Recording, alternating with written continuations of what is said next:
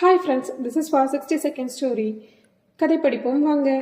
செல்வந்தருக்கு ஒரு நண்பர் இருந்தார். அவர் பேனா வைக்கும் இடத்தை அடிக்கடி மறந்து விடுவார். இதனால் விலை மலிவான நிறைய பேனா வாங்கி தொலைத்து விடுவார். இந்த கவனக்குறைவை நினைத்து மிகவும் மனம் வருந்தினார். அப்பொழுது செல்வந்தர் தன் நண்பருக்கு ஒரு ஆலோசனை வழங்கினார். மிகவும் விலை உயர்ந்த பேனா ஒன்றை வாங்க சொன்னார். அதன்படியே தங்கத்தால் ஆன ஒரு பேனா ஒன்றை வாங்கினார். பிறகு 6 மாதம் கழித்து செல்வந்தர் அந்த நண்பரை சந்தித்தார். பேனா மறதியை பற்றி விசாரித்தார். அந்த தங்க பேனாவை தான் மிகவும் கவனமாக வைத்துக் கொள்வதாகவும் முன்பு இருந்ததை விட தன்னுடைய செயல்பாடுகளில் நல்ல முன்னேற்றம் இருப்பதாகவும் தெரிவித்தார். இதுதான் நம்முடைய வாழ்க்கையிலும் நடந்து கொண்டிருக்கிறது.